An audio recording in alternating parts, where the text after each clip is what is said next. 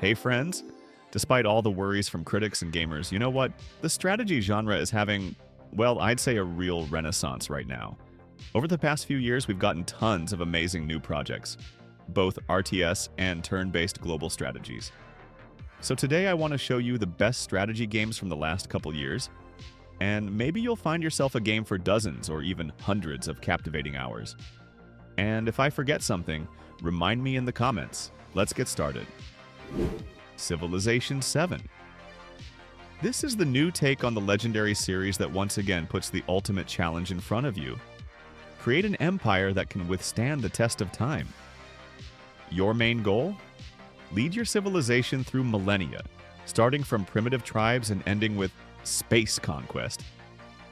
Every decision you make matters. Develop science, build the greatest cities, wage wars, and form alliances. In Civ 7, there are new government mechanics, reworked diplomacy, and even more ways to achieve peaceful domination. Do you want to become a peaceful leader or a great conqueror? The choice is entirely yours. Thanks to improved graphics, deep tactical systems, and historically accurate events, the game offers even more possibilities for strategic planning. The new economy system, expanded diplomacy options, and modernized city mechanics will make each campaign unique. Rule wisely, friends. Build mighty empires and lead your civilization to greatness. Commandos Origins. But this top list won't just have legendary classics that all fans probably already know about. There are also new gems in the strategy genre that not many people know about. So this game, even though it's built on the classic Commando series, this is a completely new entry that came out just a couple days ago. It's the revival of old tactical games about commando squads behind German lines during World War II. The first game in this series came out way back in 1998, and in 2022, we got updated HD editions of the old parts. But now, friends, players have gotten a fully new game on a more modern engine. The game tells the story of an elite squad's formation and their first missions. Throughout the game, you'll carry out daring raids, sabotage, and rescue missions. All this happens with serious enemy force advantage, so the whole focus is on careful, thoughtful planning and the right combination of your fighter's abilities. Player reviews have been mixed, rating around 72% positive. By the way, the game's rating keeps growing since the developers constantly listen to players and fix things super fast. And don't forget, this is still early access. The game literally came out just a couple days ago. Most of the gamers' complaints are about technical issues, minor bugs and poor optimization. But on the other hand, gamers are happy with the gameplay, and most importantly, they're calling Commandos Origins a worthy revival of the legendary classic. Foundation. This is a city-building simulator focused on organic settlement development in medieval style. Let's break down what might hook you about this game. Foundation stands out among other strategies because there's no usual building grid here. Your city grows naturally. Roads appear where residents walk, and you can place buildings without any restrictions, creating unique, beautiful settlements. You start with a small village, gather resources, build houses, farms, sawmills, and gradually turn your settlement into a beautiful, thriving city. And here, each of your residents isn't just some statistic or number at the top of the screen. They're full NPCs with their own profession and needs. The game delights with pleasant stylization, soft colors, and a very cozy medieval atmosphere. Animations are smooth, and the surrounding world lives its own life. Residents work, rest, basically do their own thing, and of course adapt to your decisions. But it's not without downsides, of course. In early versions, it lacked some depth and variety. However, with updates, the game only gets better and better. Friends, if you like unhurried strategies with very cozy atmosphere and building without any strict limitations, Foundation is definitely worth trying. Frostpunk 2. You know what? The game overall? I liked it. I won't say it's better than the first part, but it's not nearly as bad as people say online. I played through the story once, and what do I want to tell you? The game's good. Not like, mind-blowing, but it's good. As many write, not the first part, but if they'd sold me an exact copy of the first game, I would have been disappointed, you know? Yes, personal dramas have taken a back seat in the game, but the scale of what's happening has grown tremendously here. Story-wise, 30 years have passed since the first game, and it would be weird if everything stayed at the level of a small town like in the first part. Here, you're already thinking not in days, but in whole weeks. Not individual buildings, but entire districts. You're not trying to scrape together 10 guys for a sawmill. You're directing hundreds of people to mining districts at once. You don't pass laws because you suddenly felt like it. You're forced to consider the council's opinion because you're just an elected representative that the people put in charge. So friends, this is the same Frostpunk, just on completely different scales. So if you've heard negativity about the second part, read Steam reviews or whatever. I advise not jumping to conclusions, but trying to play it personally first, and then, you know, draw your own conclusions. Empires of the Undergrowth. Welcome to a world where it's not kings and emperors ruling like we're used to, but ants.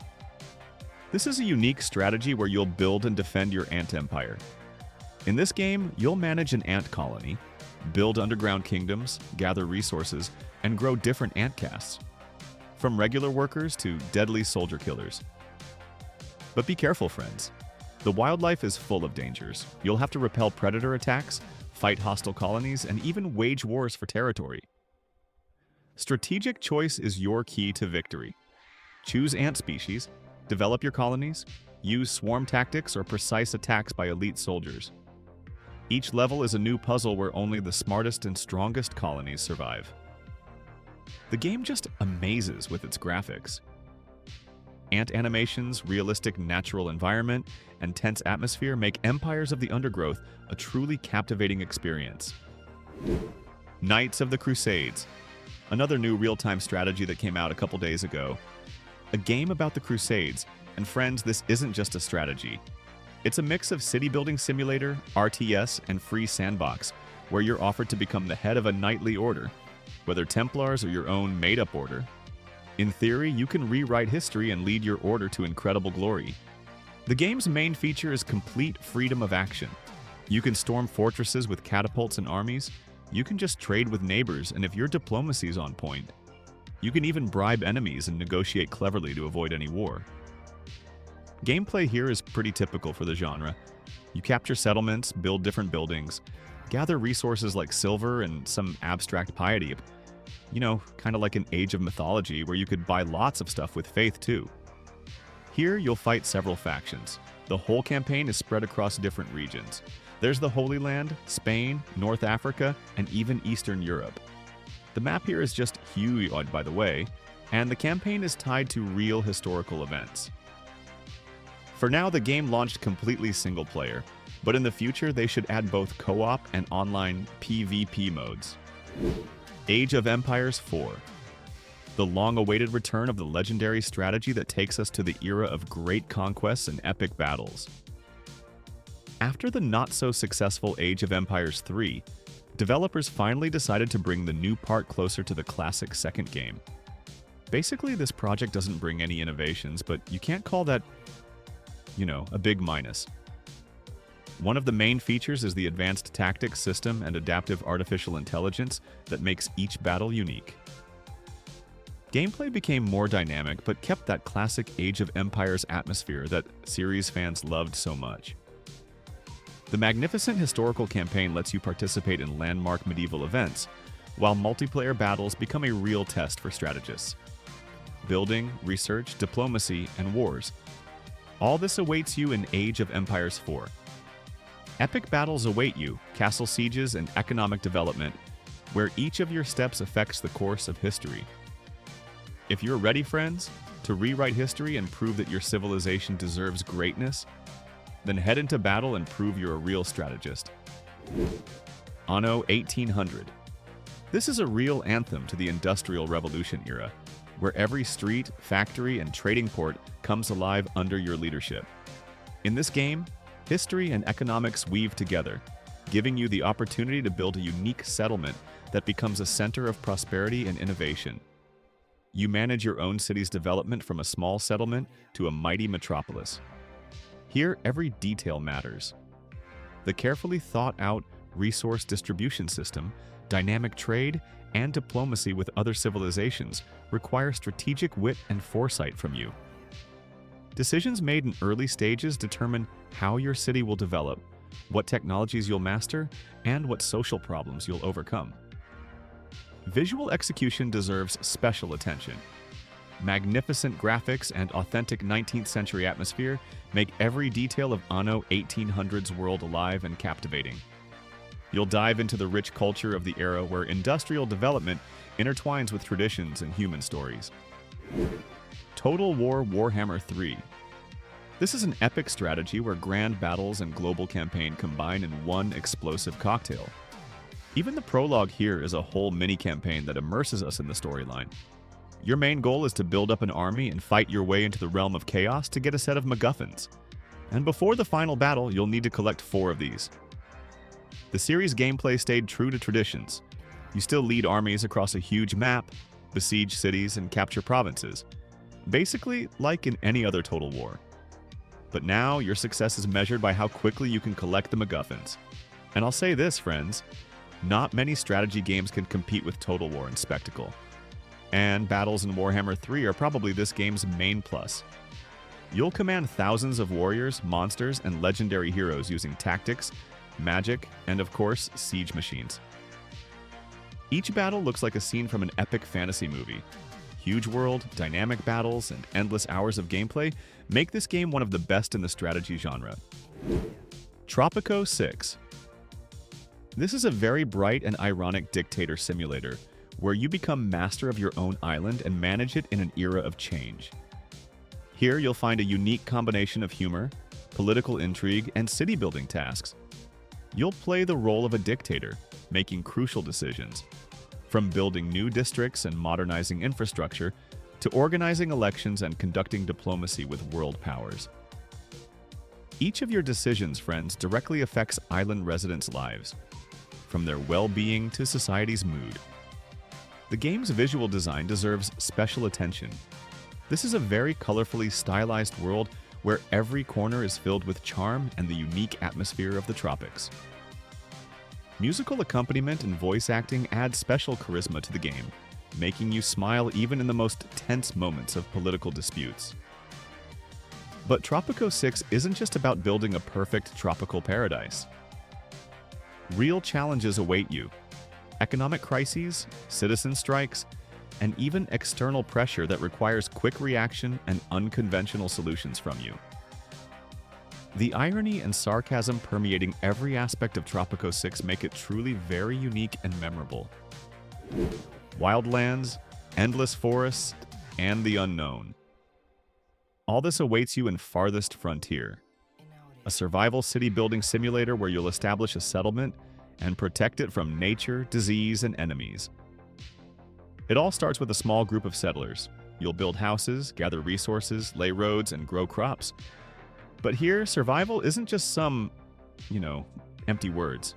Each winter is a test, each disease is a threat, and food shortage can lead to your entire settlement's death. And to survive, you need to plan, adapt, and defend. But nature isn't the only danger here. Bandits, enemy raids, and even fires can destroy everything you've built for so long. So fortify walls, train your warriors, and be ready for the coming battle. And if you handle the difficulties, a small village can turn into a flourishing, beautiful big city, with trade, its own economy, craftsmen, and strong walls. But the path to prosperity will be very long and difficult, so get ready. Farthest Frontier amazes with its detail and atmosphere. Changing seasons, various weather, realistic diseases, dynamic economy. All this makes the game a living medieval survival simulator. If you're ready to take responsibility for an entire settlement's fate and go through all these trials, I assume don't pass by this game. Stronghold Definitive Edition. This is the revival of legendary medieval siege strategy classics, where every castle is a fortress of dreams, and every battle is a test of strategic genius. In this game, you'll build magnificent fortresses, manage the economy, defend your holdings, and conduct fierce sieges against enemies. Definitive Edition isn't just a remaster, and it's a real upgrade of the legendary original. Improved graphics, optimized interface, and finely tuned balance between building, economy, and military actions. Every detail, from the tiniest architectural features to dynamic siege scenes, immerses you in a medieval atmosphere where strategy and tactics go hand in hand. Here you don't just build walls and towers, but create a thriving kingdom, managing resources, developing agriculture, and trading with neighbors. Diplomacy and internal politics add depth to the game, from negotiations built on competent diplomacy to properly concluded alliances. Each of your choices determines your state's fate. Take control of your destiny and head into battle, where only the strongest can withstand enemy onslaught. Manor Lords. Gameplay-wise, the game is similar to the legendary Settlers 2, just with more advanced economy and modern graphics on Unreal Engine 5. Here you can examine any worker up close, their work, what they're doing. You can examine buildings, even walk through your settlement as a ruler in third person. Or conversely, reduce the view to bird's eye level and map level. Animation is very smooth, by the way. Battles here are on Total War level. You can command each warrior individually, arrange warriors in specific formations, and so on.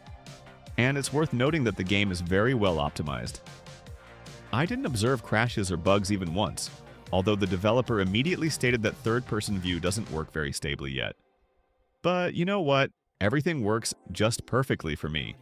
And I want to express huge gratitude to the developer for work that was clearly done not for profit, but for people. This is actually an example for world game development.